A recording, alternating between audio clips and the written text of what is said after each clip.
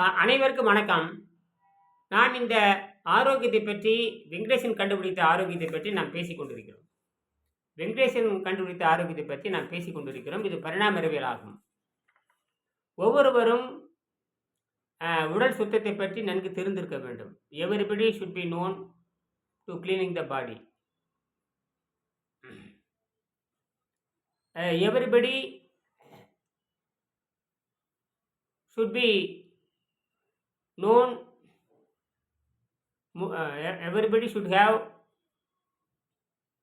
more knowledge before cleaning the body. Everybody should have more knowledge before the cleaning body.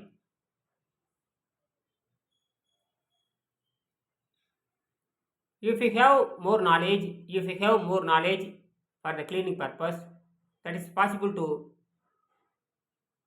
to clean the body. There is no fasting, this is only cleaning. There is no fasting, this is only cleaning. ஆக இது பட்டினி கிடையாது, சுத்தம் செய்கின்ற முறையாகும். சுத்தம் செய்வதற்கு முன்பாக before cleaning you should have more knowledge for the cleaning purpose. நீங்கள் பசியை பற்றி நீங்கள் உடலை சுத்தம் செய்வதற்கு தூய்மை செய்வதற்கு முன்பாக சுத்தம் செய்வதற்கான அறிவு கூடுதலாக இருக்க வேண்டும். அப்பொழுதுதான் இது செய்ய முடியும். அப்படின்னு ஜெர்மனி நேச்சுரோபதி மருத்துவர் அப்படிதான் சொல்றார். நான் வேண்டாம் அவர் சொல்றதை பற்றி ஒரே ஒரு வரி சொல்றேன், ஒரு வரிகள் நான் சொல்றேன். The German naturopathy scientist says fasting requires much more knowledge. Fasting means cleaning. That means niyama. Fasting requires much more knowledge than the average health seeker. Considers necessary. Hopefully, the article will help convince you that through fasting lies the road to health and happiness. Through fasting lies the road to health and happiness. Few individuals pay much attention to the underlying causes of human illness or the vital problem of what food is best for human consumption, and as a result we innocently contribute to our own miseries and alignment through our intelligence in eating in comparable food consumption. Example, meat, alcoholic stimulants, dairy products and starchy food, excessive worry, tension and overwork are all contributing factors.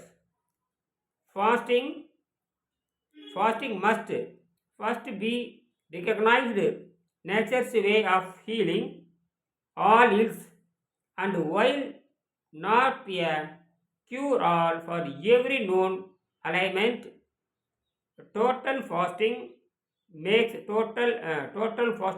it possible for nature in her defense and continuous effort to remove and expel the foreign matter and disease producing toxic waste from the body,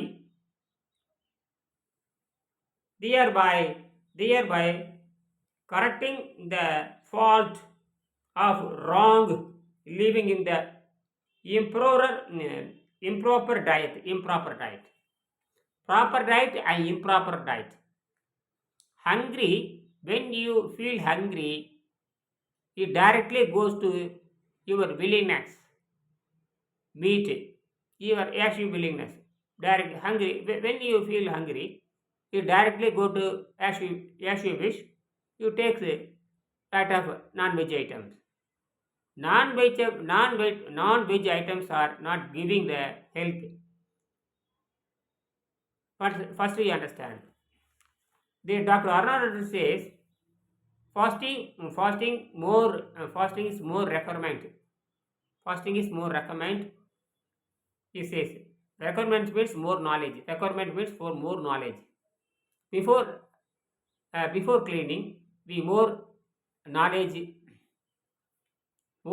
of the body. That's all. ஆக நாம் இந்த பட்டினி இருக்கும்போது இந்த தூய்மை செய்கின்ற பொழுது நிறைய அறிவு பெற்றிருக்க வேண்டும். ஏன் நமக்கு பசி வர வேண்டும்? ஏன் நமக்கு சுவை வேண்டும்? பசி ஏன் மனிதனை துன்புறுத்துகிறது? பசியும் அந்த சுவையும் ஏன் மனிதனை அடிமையாக்குகிறது? அடிமையிலிருந்து நாம் விலக வேண்டும் என்று சொன்னால் நாம் பசி தாகத்தை கட்டுப்படுத்த வேண்டும். 2000 ஆண்டுகளுக்கு முன்பாகவே திருவள்ளுவர் பசி தாகத்தை கட்டுப்பாட்டில் வைத்திருக்க வேண்டும் என்று சொன்னதை 2000 ஆண்டுகளுக்கு முன்பாகவே பசி தாகத்தை கட்டுப்படுத்த வேண்டும், அது கட்டுக்குள் இருக்க வேண்டும், அது சுரியத்தில் இருக்க வேண்டும், அது பூச்சியத்தில் இருக்க வேண்டும், அது சூன்யமாக இருக்க வேண்டும் என்று சொன்னதை பிற்பாடு வந்த மொழிபெயர்ப்பாளர்கள் தவறாகவே பொருள் கொடுத்த காரணத்தினால் after Thiruvalluvar if they gave wrong meaning that we have lost our health. If they gave wrong meaning, many people gave the wrong meaning. So don't worry about that. We clarified that matter in this book. We clarified, the scientist Venkatesan clarified that matter in this book. No problem. ஆகையினால நாம் அந்த சுவையும் பசி தாகத்தையும் கட்டுப்படுத்த தெரிந்துவிட்டால் நாம் முதலில் ஆரோக்கியத்தை பெற்று விடலாம். ஆரோக்கியத்தை பெற்ற பிறகு after getting the health, you can go to the any kind of vegetarian. You can go to the we can go to the to take the any vegetarian, and you consume vegetarian for your mind willingness, and then you go to cleaning the practice. That's all. Eating and cleaning. There is two way: eating and cleaning.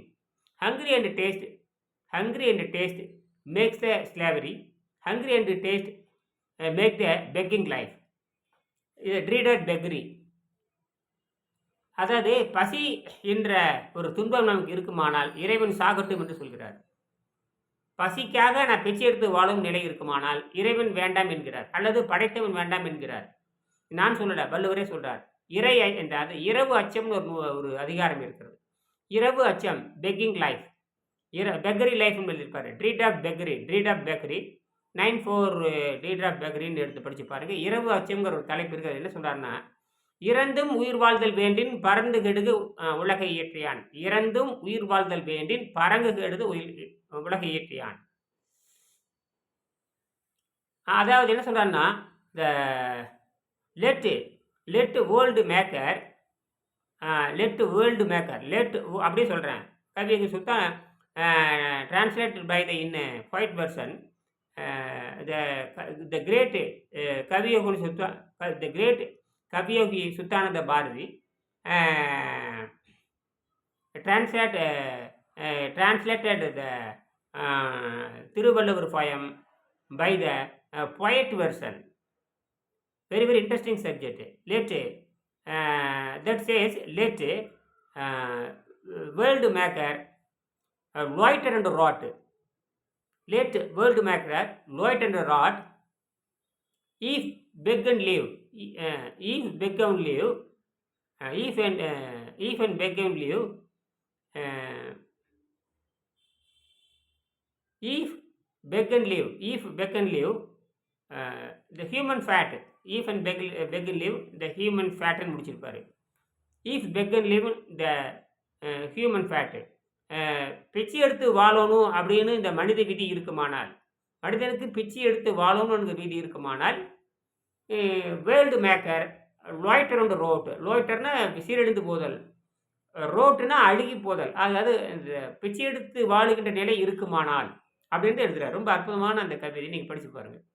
Kaviyogi Shuddhananda Bharathi இருக்காரு. அவர் தான் வந்து மிகச்சிறந்த மொழிபெயர்ப்பாளர்னு சொல்ல முடியும். திருக்குறளுக்கு வந்து 7 சொற்கள் இருந்ததுன்னா அவர் அதிகமாக 12 சொற்களை போட்டு சுருக்க முயற்சி செய்திருப்பார். ஒரு திருக்குறளை வந்து ஒரு 12 சொற்களில் அடக்கணுங்கிறது இப்போ எவ்வளோ அறிவு இருந்திருக்க வேண்டும். நிறைய அறிவு இருந்தால் மட்டும்தான் பேரறிவும் சிந்தனை அறிவும் சொற்செறிவும் இருக்க வேணும். ஆங்கிலத்தில் செறிவு இருக்கு. இந்த ஆங்கிலத்தில் மிகச்செறிவான சில சொற்களில் வைத்துக்கொண்டே திருவள்ளுவரை விவரிக்கணும்னா ஆழ்ந்த புலமை இருந்தால் மட்டும்தான் திருக்குறளை வந்து ஒரு 12 சொற்களில் வந்து சுருக்க முடியும். யாருனாலும் 7 சொற்களை வைத்துக்கொண்டு ஆங்கிலத்தில் இருக்கிற ஆங்கில சொற்களை 7 சொற்களை வைத்துக்கொண்டு திருக்குறளை அடக்க முடியாது. திருக்குறள் என்பது மிகச் செறிவானது. அது குறுக தரித்த நூல் என்று சொல்லுவாங்க. அதாவது இந்த மொத்த விண்வெளியையும், விண்வெளியில் இருக்கிற அறிவு எவ்வளோ இருக்குமோ அந்த விண்வெளியில் இருக்கிற மொத்த அறிவையும் ஒரு அணு அளவில் சுருக்கி இருக்கிறார்கள் என்று தமிழ் கூறுகிறது. அணுவை பற்றி தெரிந்திருக்கிறார்கள். அணுவை பிளந்திருக்கிறார்கள் என்பது வேறு, அணுவை பற்றி தெரிந்திருக்கிறார் என்பது வேறு. அதை பிற்பாடுதான் அணுவை பிளந்திருக்கிறார்கள். ஆனால் அணுவை பற்றி தமிழர்கள் குறிப்பிடுகிறார்கள். அணுங்கிற வார்த்தை ஏன் தமிழர்கள் பயன்படுத்த வேண்டும்? ஆக தவறாகவே தமிழர்கள் மேல் வந்து இந்த 2000 ஆண்டுகளாக தவறாகவே பல செய்திகள் கொடுக்கப்படுகிறது. தமிழர்களுக்கு வந்து ஏதோ அறிவு இல்லாத மாதிரியும், ஏதோ வெள்ளையர்கள் மட்டும்தான் அறிவு கொடுத்ததாகவும் என்று தவறாக கற்பிக்கப்படுகிறது. இது ஏதோ ஒரு வகையில் எங்கே பாதிக்கப்படுகின்ற சொன்னால், இந்த மனப்பாட கல்வியின் காரணமாக, செய்முறை கேள்வி இல்லாத காரணத்தினால் இந்த மதிப்பெண் கல்வி மேல் நம்பிக்கை இருக்கிற இந்த காட்டு மிராண்டிகள் தான் தமிழர்கள் செய்துகின்ற பல்வேறு வகையான செய்திகளை தமிழர்களுக்கு ஒரு அறிவு இல்லாத மாதிரியும், தமிழர்களுக்கு ஏதும் இல்லாத மாதிரியெல்லாம் பரப்பி கொண்டிருக்கிறார்கள் என்று புரிகிறது. இதற்கு காரணமே இந்த செய்முறை கேள்வி செய்து காட்டினால் எத்தனை அறிவு நம்மகிட்ட இருந்திருக்கிறது. ஆனால் நாம் செய்முறை கேள்வி இல்லாத காரணத்தினால் நாம் முற்றும் இழந்து விட்டோம். இப்போ பசித்தாகத்தை கட்டுப்படுத்துறதுக்கு எங்கேயாவது ஆங்கிலத்தில் அறிவு இருக்கா? பசித்தாகத்தை கட்டுப்படுத்துகிற ஆங்கிலத்தில் அறிவு இருக்கா? பிச்சை எடுத்து வாழாமல் இருக்கிற தன்மை ஆங்கிலத்தில் இருக்கிறதா? பிச்சை எடுத்து வாழாமல் சுதந்திரமாக வாழுகின்ற தன்மை அறிவியல் இருக்கிறதா? அல்லது ஆங்கிலத்தில் இருக்கிறதா? அல்லது ஹிந்தியில் இருக்கிறதா? சமஸ்கிருதத்தில் இருக்கிறதா? தமிழில் இருக்கிறதா? பிச்சை எடுத்து வாழாத நிலை நமக்கு வேண்டும் என்று சொன்னால் அது தமிழில் இருக்கிறதா? பிச்சை எடுத்து வாழாத நிலை இருக்க வேண்டும் என்று சொன்னால் அது ஆங்கிலத்தில் இருக்கிறதா? இல்லை பிச்சை எடுத்து வாழாத நிலை இருக்கிறது என்பது சமஸ்கிருதத்தில் இருக்கிறதா என்பதை எல்லாரும் அறிவுறுந்து விளக்குமாறு அன்போடு கேட்டுக்கொள்கிறேன். எங்கே இருக்கிறது பிச்சை எடுத்து இல்லாத வாழும் நிலை? ஆனால் தமிழில் இருக்கிறது. தமிழ் என்பது அது அறிவியல் பூர்வமானது. தமிழ் என்பது பரிணாம அறிவியல் அடிப்படையாக கொண்டது. அதனால தான் திருவள்ளுவர் பிச்சை எடுத்து வாழுங்கிற அவசியம் இல்லைங்கிறார். உங்கள் ஜீரண நீர் அமைதியாக இருக்க வேண்டும்ங்கிறார். ஜீரண நீர் அமைதியாக இருக்கும் பட்சத்தில் நோய்கள் வராதுங்கிறார். நோய்கள் இல்லை என்று சொன்னால் இந்த உடம்பை இயக்குவது யார்? உடம்பை இயக்குவது இயற்கை தான் உடம்பை இயக்குகிறது. உடம்பை இயற்கை இருக்குதுன்னா அதுக்கு சக்தி இயற்கை கொடுத்து கொண்டே இருக்கிறது. Everybody needs 300 watts in every nanosecond. That should be possible. That should be possible on the microwave.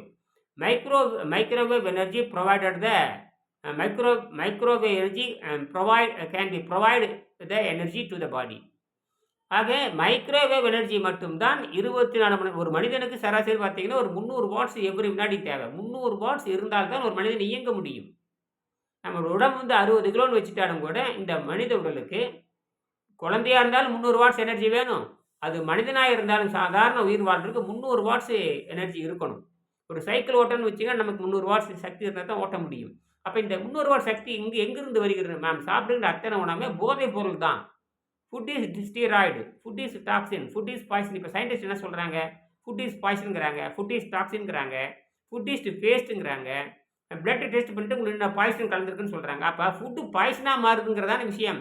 அப்போ நேரடியாக நமக்கு பசி தாக்கத்தை கட்டுப்படுத்தி விட்டால், அப்போ பசி தாக்கத்தை கட்டுப்படுத்திட்டு என்னன்னு கேட்டிங்கன்னா உடம்பு சொற்பத்தில் அந்த உணவுங்கிற போதைங்கிற விஷயத்தில் சொற்பத்துக்கு போய்விடுகிறது. ஆக உணவுங்கிற போதை போல் சொற்பத்தில் இருந்து விட்டால் போதுமானது. நமக்கு 99% ஆரோக்கியம் வந்துவிடும் என்பதை நீங்கள் புரிந்து கொள்ள மறந்தீர்கள். இதுக்கு தான் சுத்தம்னு சொன்னாங்க. அப்போ சுத்தம் செய்வதனால் சக்தி வந்து உடலில் பாஞ்சிக்கிட்டே இருக்குதுங்கிறத விஷயமே. நம்ம உடம்பு தோலில் பார்த்தீங்கன்னா மெலோனின் இருக்குது.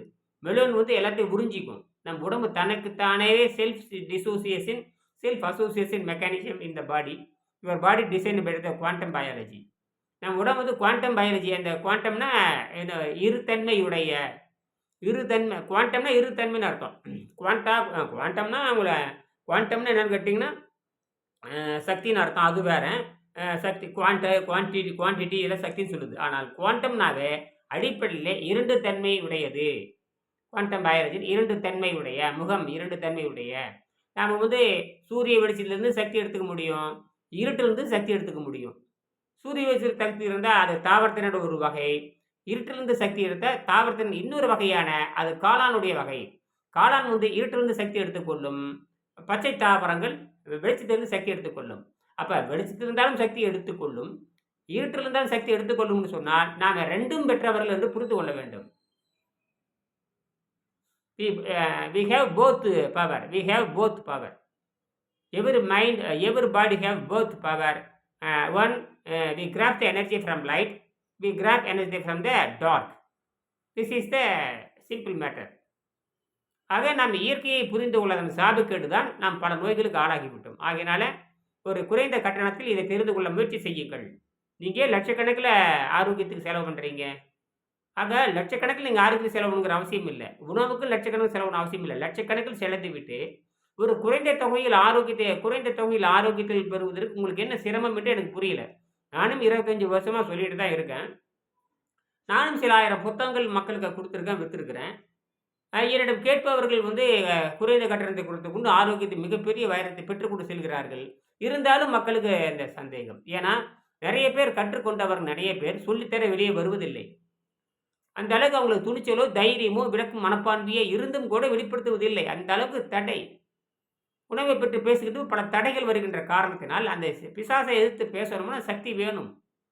பிசாசை இந்த உணவு திங்கிறதெல்லாம் பிசாசுன்னு தான் சொல்ல முடியும். யாரும் வந்து பிசாசுன்னு தான் அர்த்தம். மனம் தானே தீங்குது. மனம் தீய வடிவம் அல்லவா? மனதுக்கு 5 வடிவம் இருக்குன்னு தானே தமிழ் சொல்லுது. மனதுக்கு 3 வடிவம் இருக்குது மேற்கு நாட்டு சொல்லுகின்ற பொழுது, மனதுக்கு 5 வடிவம் இருக்குன்னு சித்த நூல்கள் சொல்லுகின்றன. சித்தம் 5ன்னு தான் சொல்லுது. சித்தம் 5, சித்தம் 3ன்னு மேற்கு நாட்டு அறிவு சொல்லுகிறது. மேற்கு நாடு சொல்கின்ற அறிவு இறுதி என்று யார் சொன்னது? Who confirmed? யாருக்கு இந்த தகுதி இருக்கிறது? Who is ability? Ability person? Who is responsibility person? Who is the responsibility person? Who is the ability person to confirm the mind? மனதை முடிவு செய்கிறதுக்கு யாருக்கு தகுதி இருக்கிறது? மனம் என்பது மனிதனுக்கு மூத்தது. அது உயிர். அது ஃபோர்ஸ், மைண்ட் ஃபோர்ஸ்.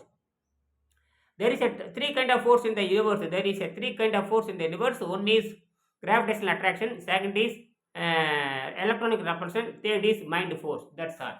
ஆக இந்த 3 வகையான சக்தி தான் நம்ம இந்த விண்வெளியில் இருந்து கொண்டு இருக்கிறது.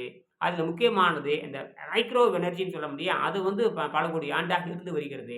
ஒவ்வொரு உடலிலும் மைக்ரோவேவ் எனர்ஜி இருக்கிறது. நம்மை சுற்றி மைக்ரோவேவ் எனர்ஜி இருக்குது. அந்த மைக்ரோவேவ் எனர்ஜி வந்து இந்த தோல் வந்து உள்ள இழுத்துக்கிட்டே இருக்கும். அதான் விஷயம். எப்பொழுது நன்கு சுத்தமாகின்ற பொழுது இந்த body act like a mushroom. இந்த body act like a plant. Body act like a mobile plant. The body act like a mobile mushroom. Mushroom is a kind of plant. Plant is a kind of plant origin. That's all. ஆக நாம் இது எளிமையாக புரிந்து கொண்டு வாழ கற்றுக்கொள்ள வேண்டும். நன்றி, வணக்கம்.